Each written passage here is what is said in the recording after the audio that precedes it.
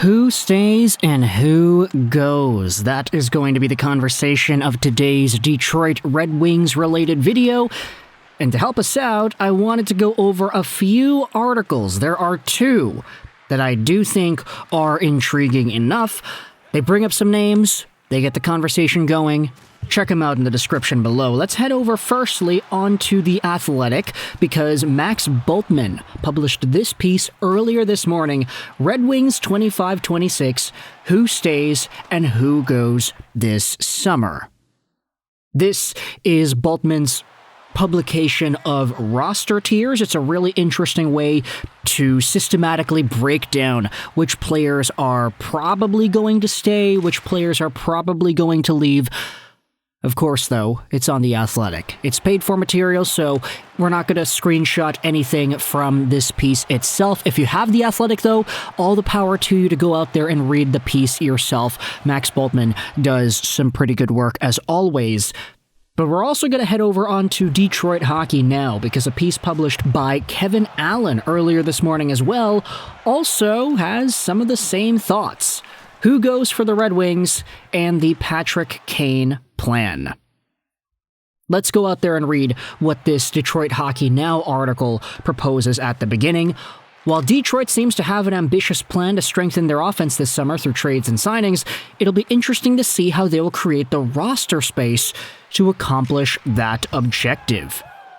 Buying out Vladimir Tarasenko or Erik Gustafsson seemed like possible options, but Yzerman, based on his season-ending press conference, sounds like he is leaning towards bringing back both players.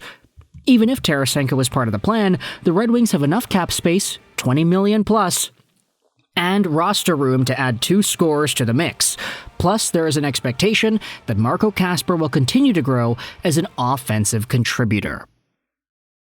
Now, if we jump ship and we head over to the Max Bultman Athletic piece, we dive into what he writes about in regards to Tarasenko and Gustafsson. Bultman writes here that for Erik Gustafsson, he's probably going to come back.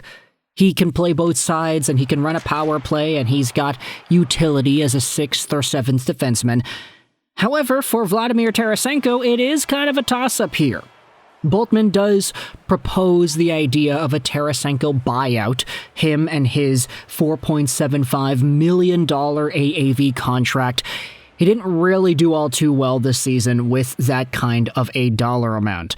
11 goals, 33 points. It's not really as good as you would have hoped to have seen out of Vladimir Tarasenko. It's just unfortunate because we know that he is better than what that statistic line would imply. But he's making this amount of money till next season. He's got 1 more year left on the deal. And he's coming off of a year last season where he was right under a point per game, and he was a Stanley Cup champion. He's a multi-time Stanley Cup champion. Tarasenko has been pretty good in the Florida system as well as in Ottawa. St. Louis, of course, he has a legacy there. In Detroit, it was a little hiccup in the road. But the question is whether or not he still has that capability to be a 20, 25 goal guy, maybe get 40 points on a season again. I mean, if you total up last season, he had 55 points in 76 games played, which is pretty strong for a guy that inevitably won the Stanley Cup. So Tarasenko, as a cup-winning veteran, obviously was a good addition on paper for Detroit last year. He just did not end up fulfilling those expectations. And a lot of folks are going to go out there and ask, hey, buy this guy out, his contract isn't all too great. But that's the thing, though.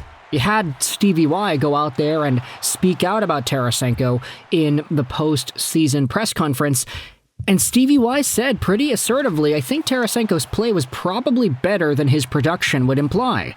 I would say he was frustrated not being able to produce, and I think that affected his attitude and affected his play. You try to reassure him that you're doing a lot of good things out there, and don't let the missed chances or the inability to score affect your play.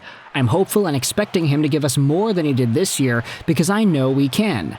I believe he can give us more than what he showed this year. So it does seem like Tarasenko is going to stay, at least for now.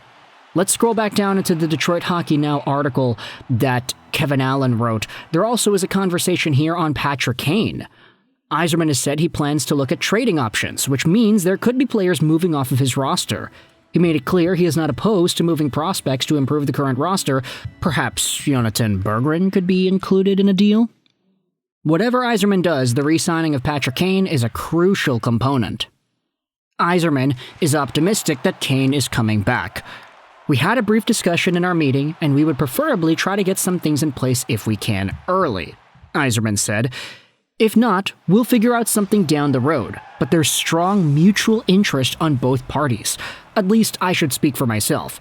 And I know Patrick had suggested it, I think, in his time up here with the media as well. He played well for us and played an important role for us, and he's a really professional guy in his approach and his attitude, and is a good asset for us. So, not confirming or denying anything, there's no outright guarantee that Patrick Kane is going to come back as a member of the Detroit Red Wings in 2025-2026, but it is good news here that the Red Wings and Patrick Kane seem to be on similar terms. They seem to have already discussed the possibility of coming back, and Stevie Y is even saying, yeah, I mean, Patrick already suggested it too, so it's just a matter of time to iron things out, fix out some of the kinks in this team's structure, and go from there. Try to get some other guys, try to iron things out, and then Patrick Kane can fully commit back and get his spot on the team. Kane, of course, was a very productive player for the Detroit Red Wings, especially in the second half of the year. He just absolutely came alive. There were some moments where he was not really doing all too well, but for the most part, 59 points in 72 games played. You can't really complain too hard about that. He started the year out pretty crappy, but, you know, Kane inevitably found himself back up into form, getting points in most of the remaining Red Wings games to end off the year. This guy was up and down, claimed and waived on fantasy rosters for weeks because of how inconsistent he was in the middle part of the year, but he ended off the season on my teams and ultimately helped me win some championships. So thank you, Patrick Kane, for being as productive as you were with the Detroit Red Wings. Of course, his ability to open up space and just dangle by guys, exploit open ice, and find players on the back door is awesome. Kane is an offensive tool, and you're not expecting a lot of defensive acumen out of him. He just gets points, and if he gets enough points in a game or a season, then you're probably happy with him and his play. It's Patrick Kane, man. Come on. The Detroit Red Wings have enough cap space to go out there and add not just Patty Kane back on here and not just keep Tarasenko, but also add a whole bunch of other guys too. I'm not saying a Brock Besser or somebody should be Detroit's next target, but there are going to be some names in free agency that Stevie Y could entertain the thought of bringing them onto his team.